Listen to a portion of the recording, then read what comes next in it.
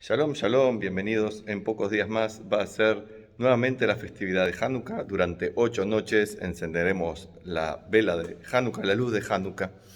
Hanukkah es una fiesta muy bonita, moderna, que nos recuerda el heroísmo, la valentía, el compromiso, la fidelidad, la responsabilidad.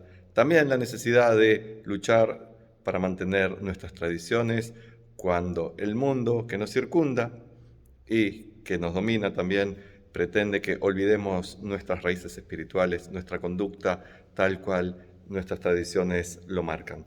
Estaban los del Imperio Helénico en Judea, la tierra de los judíos, que había sido dominada por ellos, y estábamos oprimidos políticamente, económicamente, socialmente, y pretendían también, en un determinado momento, la opresión espiritual, que olvidáramos nuestras tradiciones, que dejáramos de lado nuestras costumbres, para que nos integráramos al mundo como el resto de las naciones. La intención no era antisemita, no tenían una finalidad negativa contra los judíos por ser judíos, ni odiaban al judaísmo por ser de los judíos, sino que pretendían una uniformidad, que todos creyeran en lo mismo, siguieran las mismas normas y tuvieran dioses generales, muchos, amplios.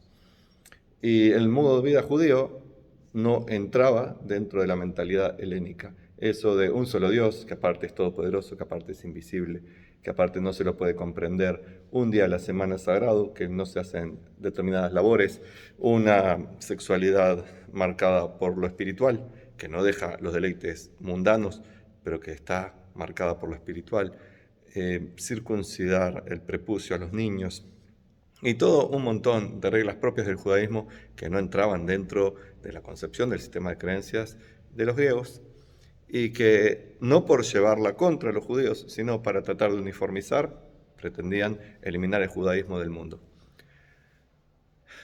Y mucho dolor y sufrimiento provocó eso a muchos de los judíos, porque los estaban maltratando de maneras inusitadas, hasta que por fin comenzó la revolución. Algunos cuentan que fue por una dama que se rebeló, otros cuentan que fue por un anciano que se rebeló. Sea como sea, los pocos y débiles, los que parecían que no podían tener ningún éxito en contra del imperio y en contra del sistema de creencias dominante, fueron los que organizaron una incipiente rebelión y fueron dominados por el espíritu y no por el imperio.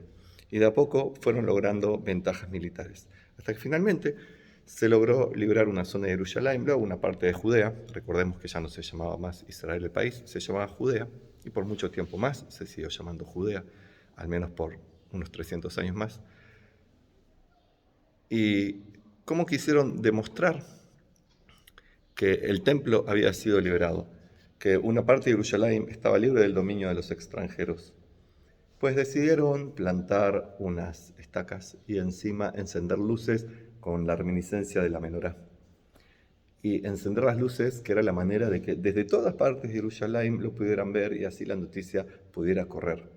En otras épocas sabemos que las tecnologías de la comunicación no son las mismas que las actuales, entonces usaban o el shofar para hacerse oír a la distancia y se transmitían mensajes con el sonido del shofar y también con antorchas. En otras partes del mundo usaban las señales de humo o los tambores. Había distintos métodos para que las comunicaciones llegaran a las distancias y acá los vencedores del templo decidieron que esa noche, cuando habían vencido, unas luces fueran encendidas en rememoración de la menorá. 7 velas estarían encendidas, 7 lámparas estarían encendidas. Y esas lámparas serían encendidas con aceite de oliva.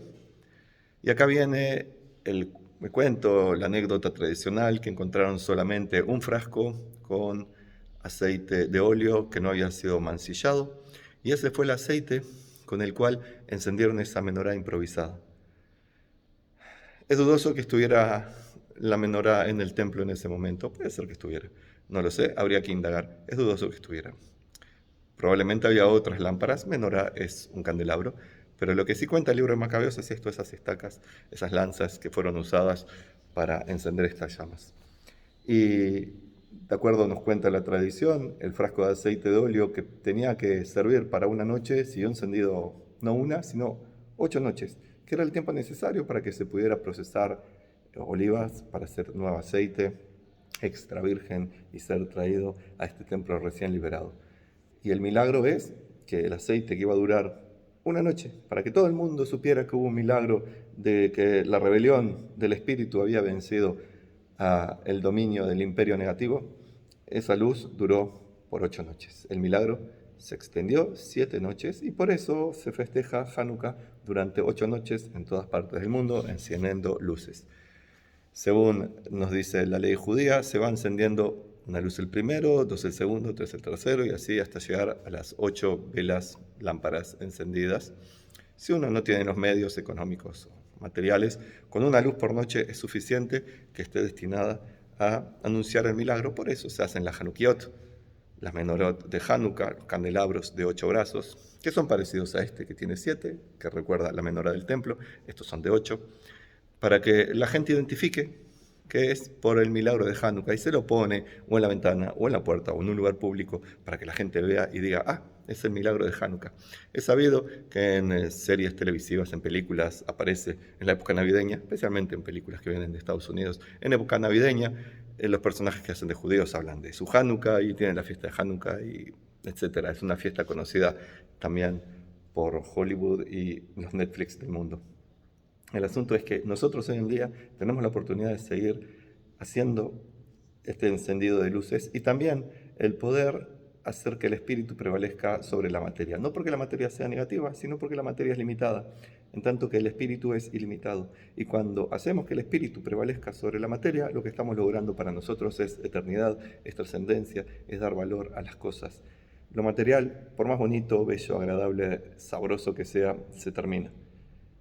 Y luego no está más. Y por ahí necesitamos volver a juntar ese material para poder volver a disfrutarlo y usarlo. Pero lo espiritual no se termina, no se acaba, no está limitado por nada, más allá de nuestras propias decisiones.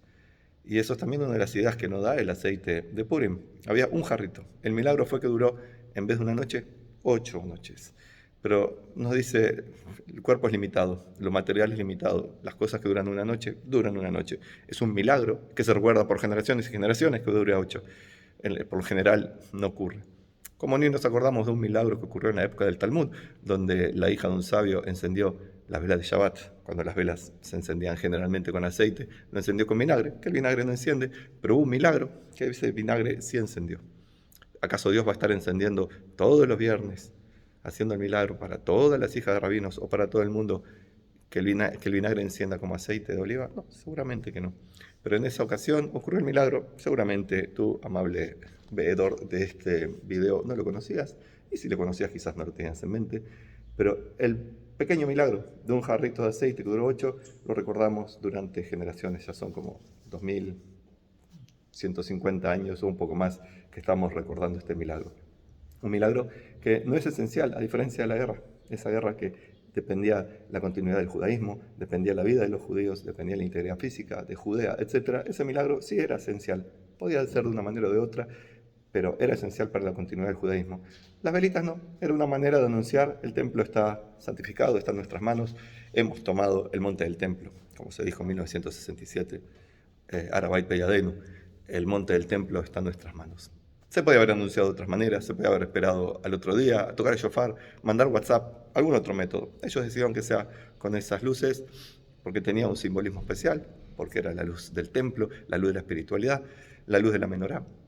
Entonces Dios quiso que ese milagro fuera, y los sabios quisieron que ese fuera el milagro que se recordara más que el de la guerra, para que exactamente la idea del espíritu venciendo la materia fuera lo que tuviéramos en mente. No tanto las guerras, que sí hay que librarlas día a día, instancia a instancia, especialmente contra nuestro ego, el Yetzer Hará, nuestro instinto a lo negativo, pero sino contra todas las cosas negativas del mundo. Es un trabajo diario, así como también es un trabajo diario permitir que la luz interior, la Neshama, el espíritu, la chispa divina, alumbre y haga de lo material un camino hacia lo espiritual.